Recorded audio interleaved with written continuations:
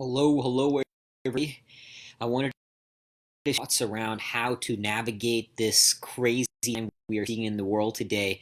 I shared a write up on my some of my thoughts on the coronavirus on my personal page like a couple of days ago. So I'm not going to repeat any of that. If anybody finds what I'm sharing in this video useful, you can go check that out as well. Those are just some thoughts in how we navigate, but I wanted to touch more as we're seeing daily changes in terms of what's happening in the world. So how do we navigate this? We're seeing a lot of fear, clearly, a lot of suffering collectively as a human family. I mean, some people obviously more so than others. I'm seeing people who have lost their jobs, and more than likely, I don't wish this obviously to happen, but more than likely, from everything I understand about the situation, it's going to get worse before it gets better. So how do we navigate this? How do we navigate this dark time? Obviously, there's no easy way. Again, depending on your situation, there's no easy way around it. That's the nature of suffering. That's the nature of pain. It just is that. So how do we turn that fear into the experience of Fearvana, into an experience of bliss? I want to start by sharing a quote, one of my favorites quotes from Dostoevsky. And Victor Frankl quote, he cites this quote in Man's Search for Meaning, which, by the way, I could not recommend more, especially in these times if you haven't read it yet. And it sounds like we all have a lot more time to I'm not saying don't watch Netflix and all that kind of stuff. If you want to take the time off, like de-stress, no doubt there's a need for that, but take some time to also consume information for your soul, to strengthen your mind. And for me will probably be one of the most valuable things you can do. So in it, he shares this quote from Dostoevsky that says, "My greatest dread is that I won't be worthy of my suffering." In this time of suffering, will we be worthy of it? Look, eventually we as a human family are going to get to the other side of this. I don't know how long it'll take. I don't know what the other side of this is going to look like. Will the world have dramatically changed? Possibly, from what I understand. And I'm not trying to be a doomsday scenario person here, but possibly the world's going to have drastically changed on the other side of this. I don't know what it's going to look like. Obviously, nobody really knows. We're all figuring stuff out. So the best we can do is how do we prepare for that, right? What we do in this time will shape us, because how you navigate suffering now will shape how you navigate the suffering there. Because we all know, look, this is just a new kind of suffering. Everybody here who's watching this has suffered before this happened. This is a new kind, an extreme scenario, no doubt. But the beauty in extreme suffering, and when I talk about the beauty in suffering, I want to be very clear. At no point am I suggesting that obviously, like, nobody wanted this to happen. Nobody would have wanted this. It's causing all kinds of chaos. It's hurting a lot of people. It's killing people. It's dark times. Nobody would have wanted this. But like it or not, it is here. It is here now. So we can find the beauty in the suffering. We can find it. And the way we do that is to recognize that suffering has a tremendous capacity to unite when we choose to look at it that way. In the Marines, some of y'all watching might have be some of my Marine brothers here watching.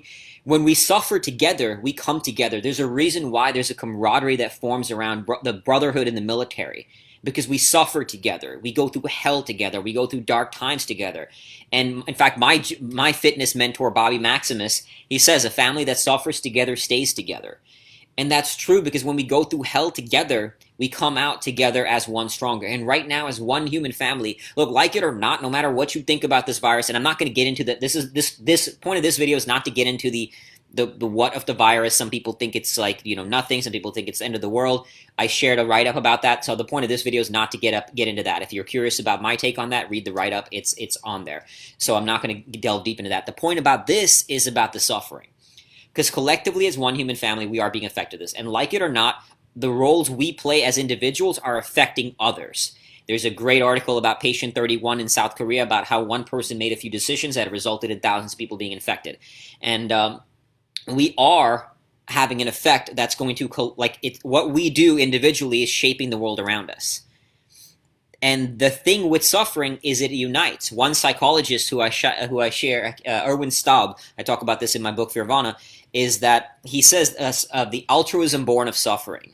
There's a thing like a thing that happens when suffering, when we choose to engage it this way, an altruism born of suffering. So when we go through dark times, that's when people often find God. That's when people start serving others, because we are going through our own dark times.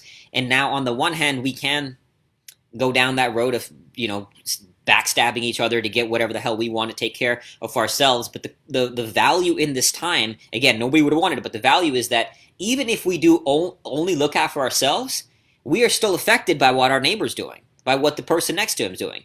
So like it or not, during these times, we are forced to come together in our social isolation. I get it that we're all like, social isolation seems to be the most prudent way to handle this thing.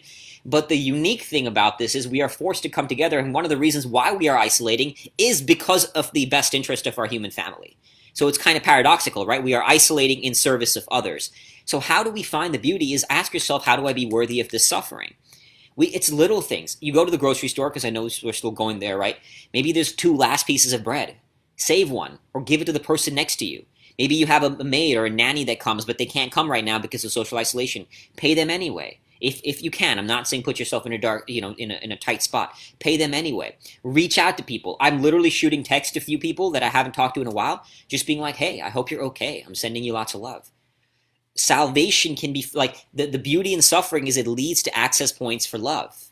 I always say this, for those of you who followed me for a little while know that I say that fear is not the enemy of love. Fear is an expression of love. And when we channel this fear into the love for the greater human being, as opposed to letting that fear consume us, which we're seeing a lot of people, as I talked about briefly in my write-up, that there's a space between the emotion, the fear, and how we choose to respond to it. And if we master that space, coming back to what I shared, Victor Frankl's Man's Search for Meaning, he says, between stimulus and response, there is a space. In that space lies our power to choose our response, and in our response lies our growth and our freedom. One of my favorite quotes, probably one of the most profound quotes of all time, because in that space, what we do in that space will shape our destiny, especially in today's day and age when suffering has been handed upon us, the likes of which nobody has ever seen before. Now, some of it might not have affected us. Like my life has not changed that much. So granted, it's not like a crazy suffering, but collectively it is. Collectively, for the human family, the likes of which we have not seen before. And regardless of whether you think it should be that way or not, it is, right? It is that way. And we're seeing the effect of it across the globe.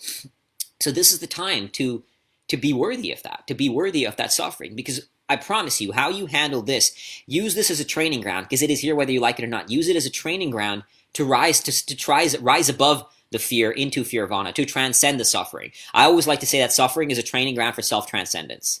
Suffering is a training ground for self-transcendence. This is why I run ultramarathons. This is why I go into spaces of extreme suffering, from sitting in darkness to running ultras to I just spend a month spend a week in Norway on a polar expedition a month ago before all this craziness went down. So I go into those spaces because in the spaces of pain, you are forced to transcend that pain. So use this as a training ground, because when we do get on the other side of this, and we will collectively get on the other side of this, how you do this, how you handle this, what you do, the opportunities you create for yourself and for those around you, for your spirit, how you train in this will shape how you respond after this is done as well. Because I promise you, after this is done, some new suffering will show up. You'll go through new pain. We all do. This is the nature of life. So it's not about waiting for this pain to go away. Use this pain as an opportunity to train. Use this pain as an opportunity to transcend yourself. Altruism born of suffering. I cannot stress that enough. In Man's Search for Meaning, he talks about, is one of the most powerful things you'll ever read. Obviously, that experience of Victor Frankl in a concentration camp is far more extreme than this. It's far more extreme in what the suffering they experienced on an individual level during that, like each person in a concentration camp. And he talks about, during the concentration camp, he would walk around and see people giving away their last piece of bread. People who were starving, who were cold, who were being tortured, going through hell, they would give away their last piece of bread to somebody else who might need it more than they did.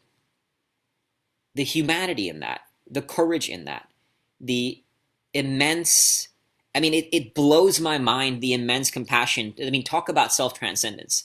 And Viktor Frankl talks about those people who were truly worthy of their suffering. Now, more often than not, those people did not make it out of that. But just think about the kind of, I don't know if I could do that. I get emotional thinking about it. Like every time I read that chapter in that book, every time I even think about it, I am in awe of the capacity of the human spirit. And the thing is, suffering brings that out. When we go through dark times, for me, an experience of, I haven't tasted war to this degree, but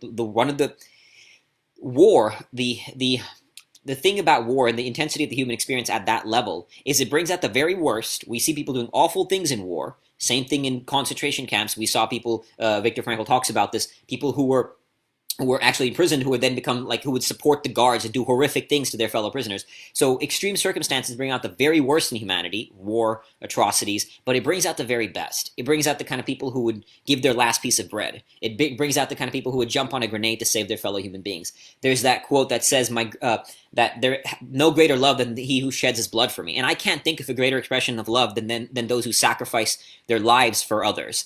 And so I'm not saying do that. My point is my point is that experiences of war bring out the very worst and the very best of humanity. Experiences of suffering bring out the very worst and the very best. And we're seeing so much of the goodness and the nobility of man in this. People who like some of these guys and the basketball players who are giving their who are spending their own money to pay for the hourly wage workers. What is that? That's human beings coming together to saying, look, it's not just about me.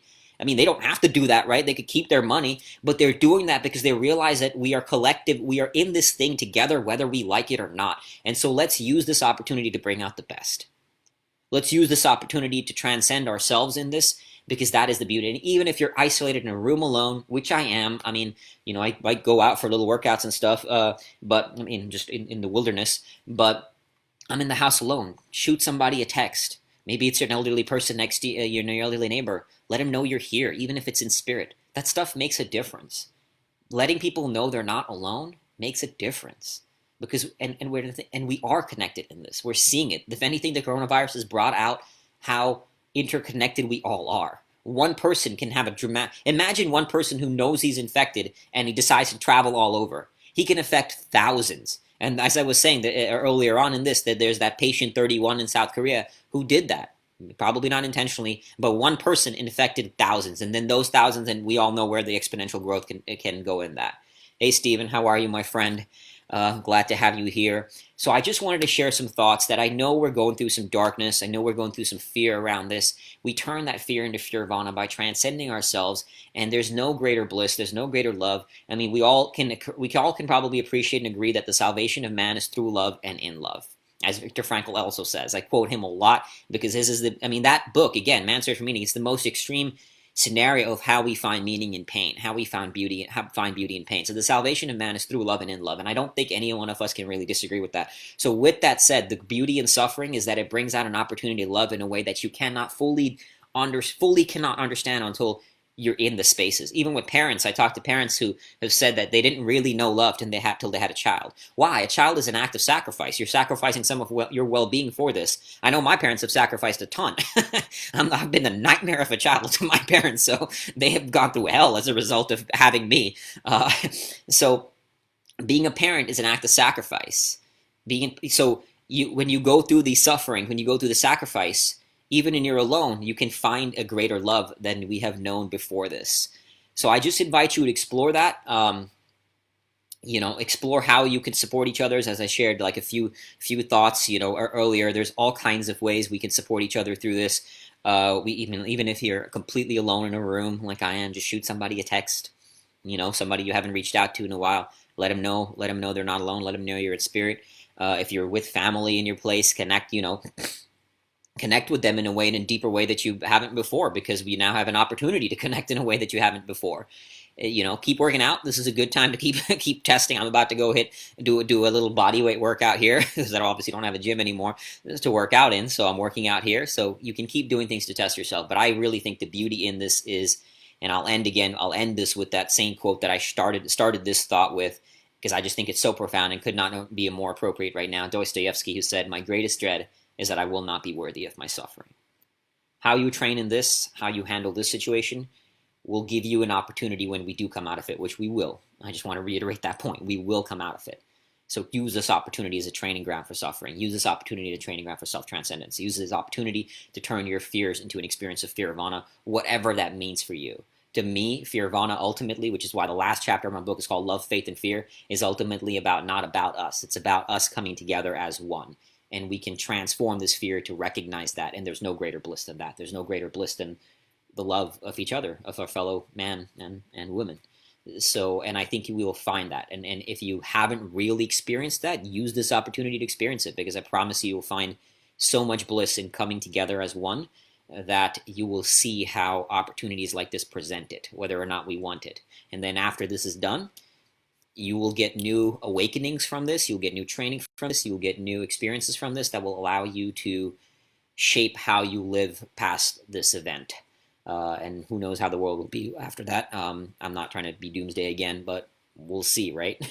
I'm hearing different things from different people, and it could be an interesting time after this. But what I do know is that, from at least from well, not that I know, but everything from my understand is that it's going to get a little bit worse before it gets a little better. So most of all, I just want you to all know, sending you lots of love. Take care. I hope you all are well. Stay safe. And anything. I mean, that's why I wanted to share some thoughts. Hopefully, this helps, and I'll kind of keep sharing some thoughts if anybody has any questions based on what. Obviously, I don't know anything about the corona. Oh, I know a little bit from what I read about the coronavirus, but one thing I do know a little bit about is the fear in human psychology. So if there's anything around that, please feel free to reach out in the comments. I'll be keep shooting Facebook Lives, just doing my part to try to contribute. As I said, the beauty in technology right now is that while we may be isolated, we can still connect this way. And so it's cool. I'm honored that many of you joined. Much love to all of you. And thank you. Take care. Sending you lots of love. And stay safe through these times. If there's anything I can do, I'm here.